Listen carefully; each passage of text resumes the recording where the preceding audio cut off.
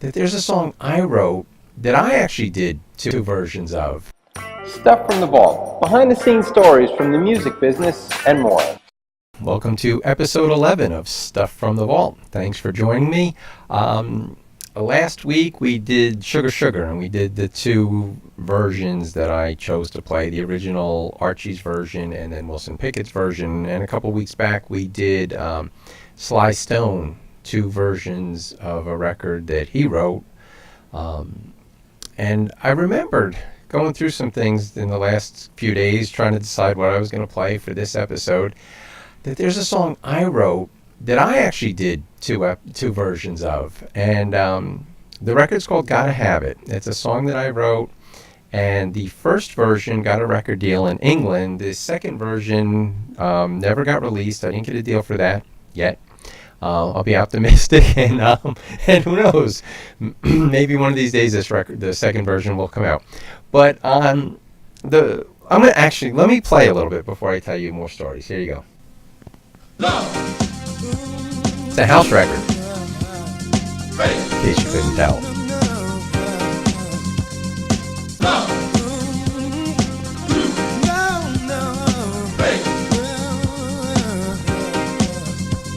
Now, brothers and sisters, listen to what we're gonna say.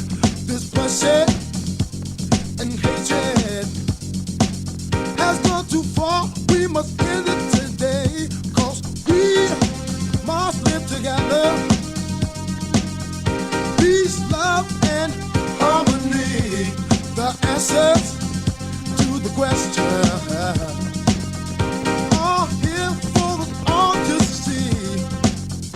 Gotta have it, gotta want it, gotta need it for us to survive. Gotta have it, gotta want it, gotta need it for us to survive these times. I can't make up my mind if I want to talk or listen. What we need is to put it away with patience and understanding.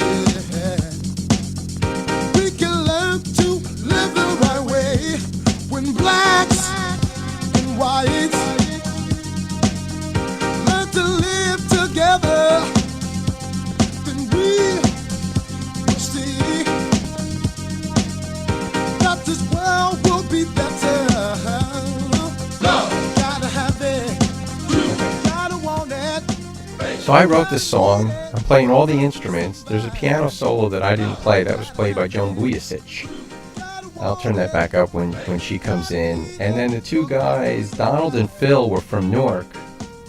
And I just called them in and asked them to sing it. Here goes the piano solo. I knew what I wanted to hear, but I couldn't play it, but Joan could.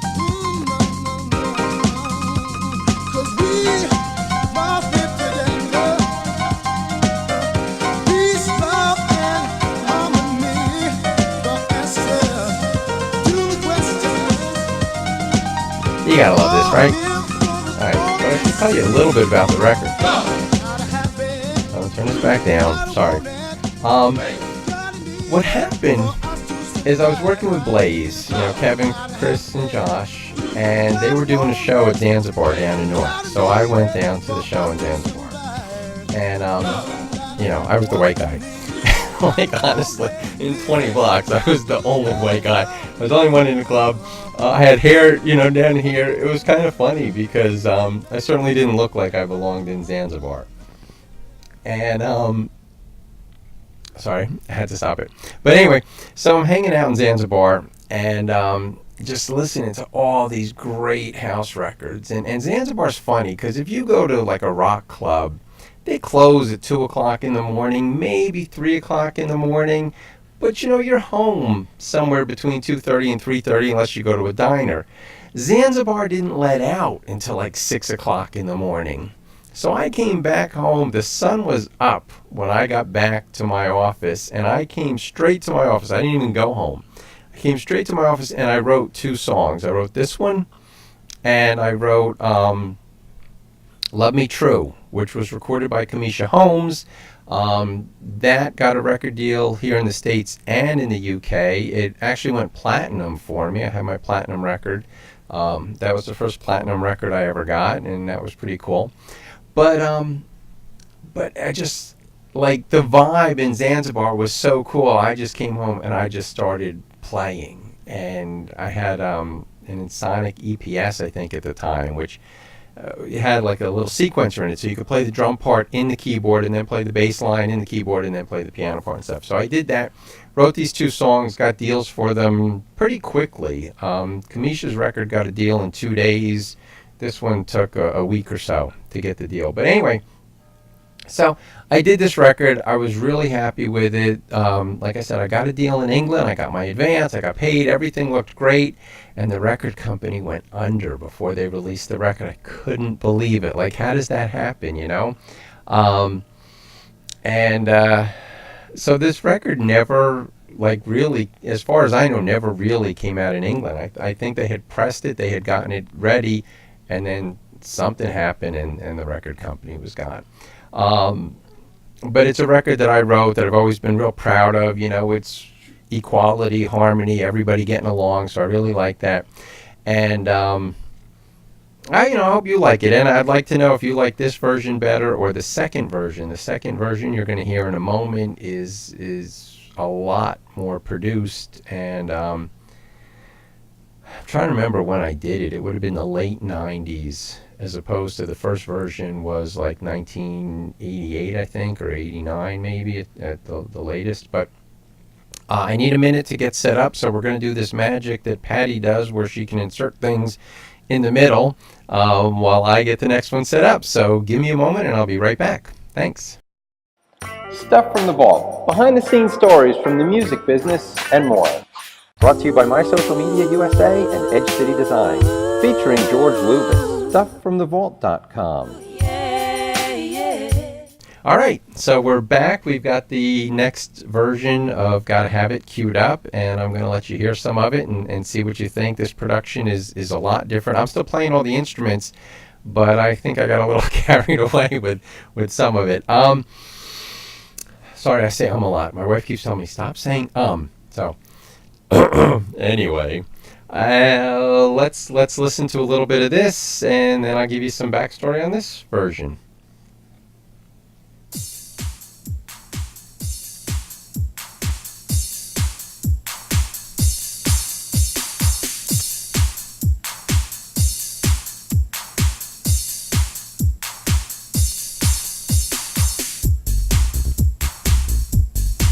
Change the bass line a hair. I don't know if you can hear that.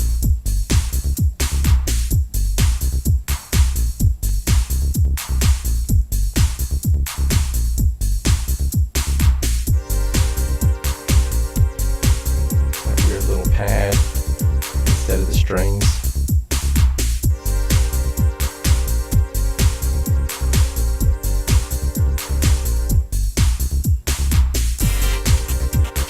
And the clav.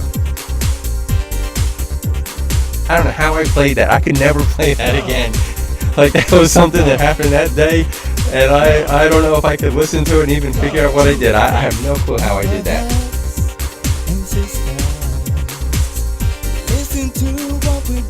Say this bloodshed and hatred has gone too far. We must end it today, 'cause we must live together. Peace, love, and harmony, the answer to the question, are here for us all to see. Love, have it, don't want it. What's needed for us to survive? You're listening in stereo, that goes back and forth. Gotta need it for us to survive.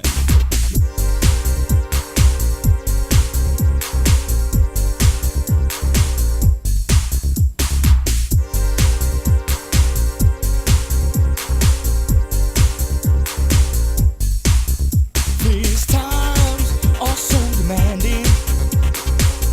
What we need is to put it away with patience and understanding.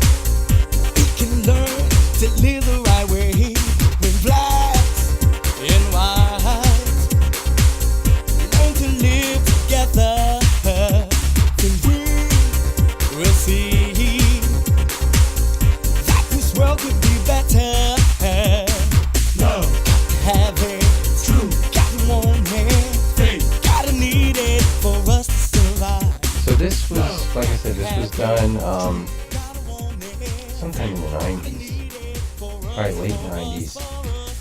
And the production's, different. I played different instruments.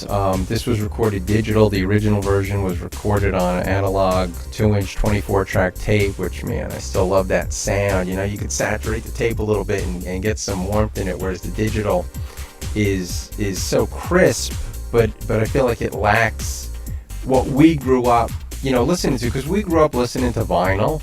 And all the vinyl records we listened to were recorded on analog, so you kind of got used to that feel.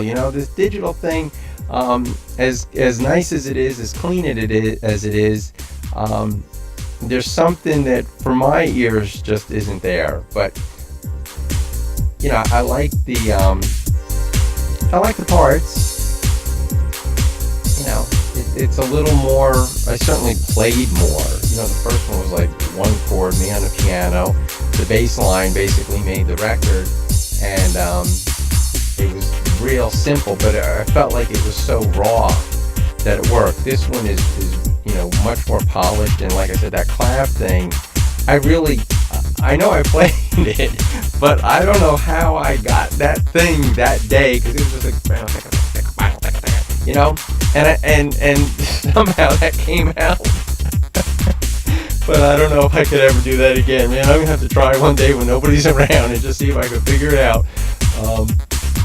But that's the two versions, and I forgot to talk to Patty and see if we're gonna set up like we did last time, where you could vote. But certainly in the comments section, let me know which one you like better. So, like I said, let me know which one you like better, and at some point these songs will be on iTunes. I just haven't gotten the album together yet, so you will be able to get copies of these things if you want them. And I appreciate you being here with me. I hope you enjoyed this episode. It was more listening than listening to music than to me, but that might be a good thing. I also want to remind you, please subscribe to our podcast on iTunes or wherever you get your podcast from. We need to build that audience. Like our Facebook page, Stuff from the Vault. Visit our website, stuffromthevault.com. You can win merchandise. You can order merchandise if you want it. You can get a mug or a tote bag or a pillow with my face on it. Sorry, Patty, I just can't. I can't imagine somebody ordering a pillow. If anyone does, you gotta let me know. I'm having a lot of fun, and I hope you guys enjoy it. And we will be back next week with another record or two. And if you have questions, or if you want me to cover a song, if there's something you're thinking about, my email is george@stufffromthevault.com. I'd love to hear from you. Otherwise, I'm going to be picking my own songs, and some of them will be songs some of them will be things from my vault. I have gotten in touch with some artists that I used to work with. Frank Santana and Colleen from Avant Garde. I spoke to them recently. I'm going to be doing an Avant Garde show. They were an amazing band and incredible songwriters. And Johnny Higbee, I've been talking to him. I'm going to get his band on. Sacred Sword is what they were called when I was working with him. He's gone on and done some other things since. Leisha from Third Wish. Oh my goodness, I should have had a list, because now that I'm under pressure, my brain is freezing up. I'll plead senior moment. How's that? Anyway, I've been in touch with a lot of the really great artists that came through Stardust, and they're all giving me permission to play their songs. So we're going to have a lot of great music coming and some good stories, and I'm hoping to have a way to actually get a couple of them on the show so they can talk about what it was like recording here and some of the fun that we had and the things that we did. And also, please support the sponsors. It's huge right now because we are trying to expand the studio a little bit. There's things that we need to do, and we could really use your help in supporting them so that they continue to support us, so we can keep bringing you these, incredible, amazing, wonderful shows. Oh, someday I'll learn to say that with a straight face. Anyway, thank you. Have a great evening or rest of your day, depending where you are, and we'll see you again next week. Bye.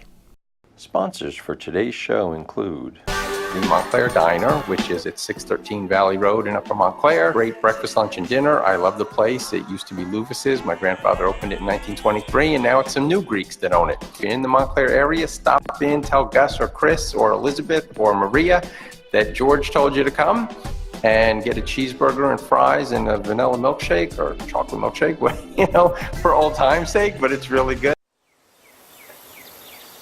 Go organic. They spray an organic solution that kills ticks on contact and then repels ticks for weeks. And a lot of people think just because they don't have deer on their property, they don't have to worry, but the ticks that actually carry Lyme disease come from mice and rodents. So don't think just because you've never had a deer on your property that you're safe. And in New Jersey, 75% of the people who get Lyme disease get it from a tick bite on their own property. You don't want to spray tons of dangerous chemicals all over your lawn because then your kids can't go play in the lawn. And I highly, seriously recommend this. These things are dangerous and they can ruin your life. For Go Organic, it's 973-790-3638, and actually extension 4 will connect you to Carol and she'll give you an estimate. Tell Carol you saw the show. She'll give me a pat on the back, Brought to you by My Social Media USA and Edge City Design. Featuring George Luvis, stufffromthevault.com.